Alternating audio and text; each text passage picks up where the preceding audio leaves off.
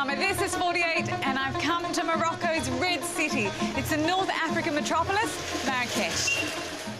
This exotically chic town has been a tourist magnet since the kingdom's independence from France and Spain in 1956. On this 48, we go behind closed doors to get a glimpse of modern life for Marrakechis. They say that things have changed. They have more freedom. And see how ancient magic still has a place in this Muslim society. We also cook with a chef who's challenging culinary tradition. Everybody asks the question, how they do that? And find out why karate is the country's #1 sport.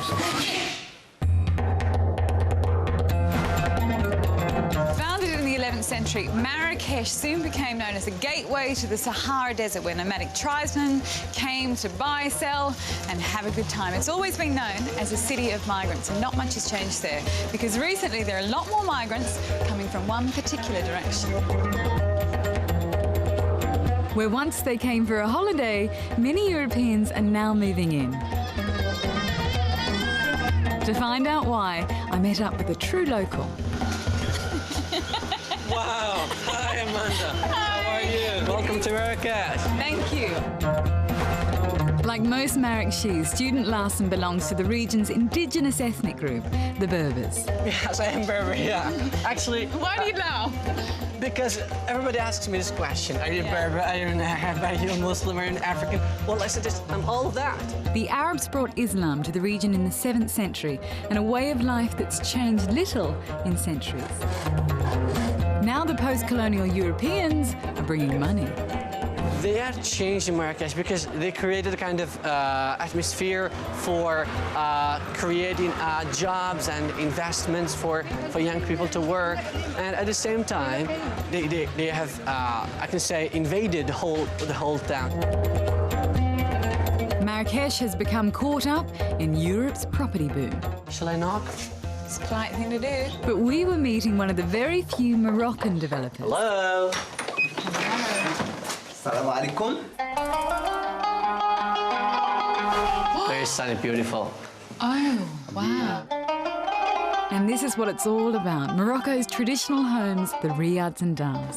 أقدم دار في المدينة بمراكش. It's one of the oldest houses here. These grand houses were built facing internal courtyards for a culture where the family is still central. ياخذوا الشمس منيتي كل برد He said that here is used mainly for women to have some air and to wash their clothes and houseworks. Long abandoned by Morocco's wealthy, they cost around $400,000. Riyadh prices have gone up tenfold in a decade, and many are now hotels. A lot of the riads have been done up by foreign investment. And you want Moroccans to be involved in this, don't you? Absolument. He's afraid that in the future the old town will be just for foreigners. This is a Riyadh, the American. Should I put my head in? Yeah. Were you involved in this one? لا ما Just knows أنا لا. This is. But he doesn't like this one. I don't know why. هذا ستان ستيل moi j'ai mon style donc. So that is a question of style. He prefers mainly to work with traditional, modest materials. At his 50th development. Is this it? Yeah, this is it. He showed us how he likes it done. There are no two houses which are the same. Toujours un patio, toujours. He says that Riyadhs are like. Abdulatif, he's all excited, isn't he? Yeah, I You've got all excited. J'aime ça. Abdulatif's vision is realised by local artisans. Polishing this lime wall takes 2 weeks to complete. Do you enjoy seeing your native art come back to life? And of course, he's happy to take part in this operation of reviving this heritage. It also creates jobs in times of 15% unemployment. It's beautiful. This is it. Downstairs. Vous voyez, ça c'est sec. It's the final step. So is this your paradise? هنايا إيه ولكن He said that this is a paradise, but he's thinking about the final paradise. So Inshallah. Inshallah, on the day of judgment, yeah. This is what Muslims believe in, yeah.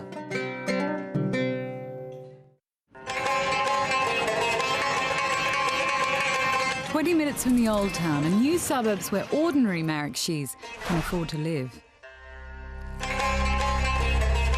And we were meeting some women who, like their mothers and grandmothers, were consulting this sorceress, or a shuafa, who uses molten metal to predict their futures and fight the forces of evil. 21-year-old student Fatima Zahra was about to get some very bad news.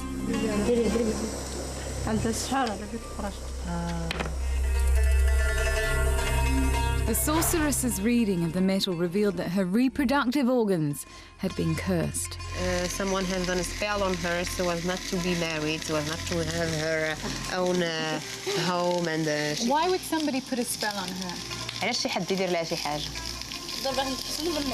Because she's better than they are. They envy her for her beauty. Do you believe this? No. But many Moroccan women do, despite magic being forbidden under Islam. And what about the idea that you shouldn't do this if you're a good Muslim? She knows that it's God who knows everything, all right, but she has to look for solutions. After repeated tries, the sorceress announced the curse was broken. All the spell has been destroyed. Fatima, who'd had bad readings before, was hoping to change her fortune. She's unlucky. She has all the problems of the world. Oh, she wants to cry. She was told the spell was too strong to be broken. The final test would be on our ultimate skeptic, Zeneb. Why is magic such a big part of life? They don't want to work hard to find solutions to their problems. They want solutions to come from the sky. Any problems? كحلينا. ها؟ مشاكل. I have problems? Huh?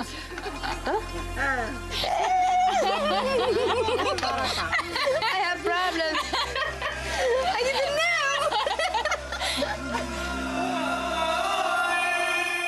A lot of people do believe. Yes, they believe and they go back home sad and upset.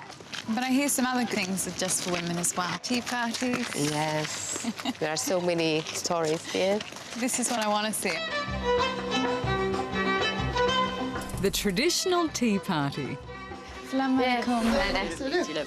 It's another place where women can seek advice and maybe show off a little. Did you make these? Yes. Lot of ماشي هاد شي كثير.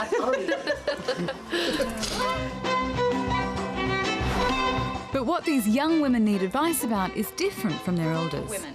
When you look at your young daughters and your younger women, what is the difference?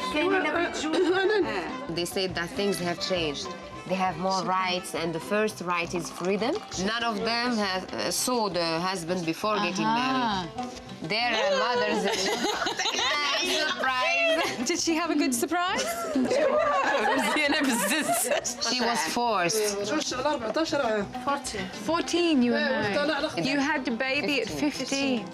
But King Mohammed VI has radically reformed family law. This is so amazing. Raising women's marriageable age from 15 to 18 and giving women equal rights within marriage. Before, women used to be beaten. Now, if she's ill-treated, then she can ask for divorce. Now, they have the right to keep the house, so they are not thrown in the street. They also get to choose when and who they marry. Did you have a love marriage or arranged marriage? Love. Who did she marry? Amin. While women are now entitled to their own careers, motherhood Congratulations. remains an ambition for many. If man can provide the necessary for his children and his wife, he prefers to keep his wife relaxed at home. But the older generation does see a change. وعريستنا مطرقين علينا. She said that our daughters are more intelligent and our daughters-in-law are wittier.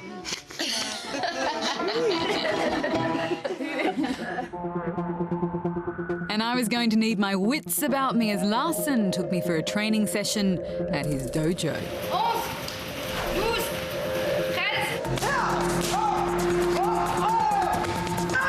I'm a bit worried that I'm going to get hurt in here. No, I'm not gonna hurt you. It's safe. I'm not worried about you hurting me. I'm worried about her hurting me. Why? Because she looks tough. Fatima Zahra is a black belt in Morocco's most popular sport. And mixed karate classes are a sign of change in this traditional society. Larson has a year's karate experience under his yellow belt. I had none.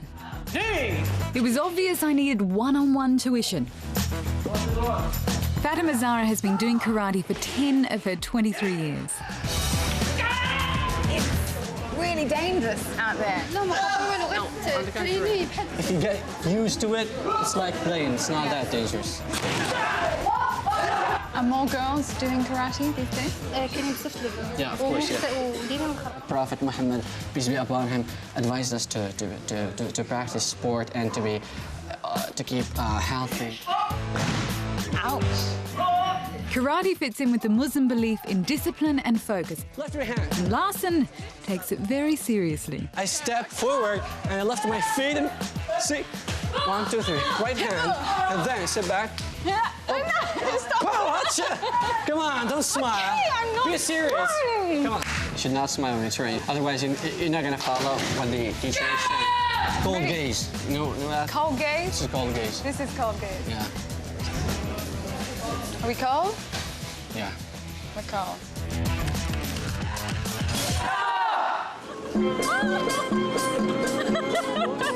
We left karate at not so high speed as Larson made final arrangements on the way.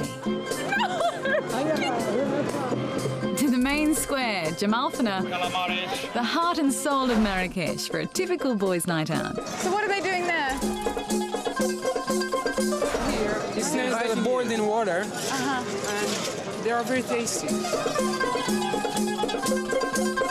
He's having a bit of trouble on that one. Abdul dived in. Good? Yes, very good. The bigger it is, the better. See? Put it. That's enough. Come on, what do you say? Better good. A bit like mussels. Spicy, They're salty. spicier. Like 11% of Moroccans, Larson's friends are getting further education.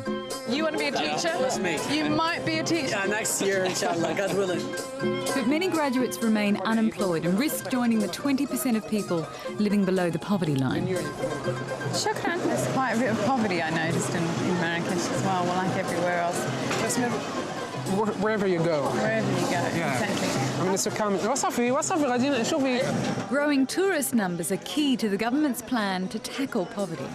I just have one question. I mean, was I mean the first image that you have? I mean, about Marrakesh? I guess deserts, open to foreigners. Cobras right there in front of you. Food everywhere, spices. Shukran. Have a good time. Thank you. Good. Shukran. Shukran. Try it. Give it a go. Shukran.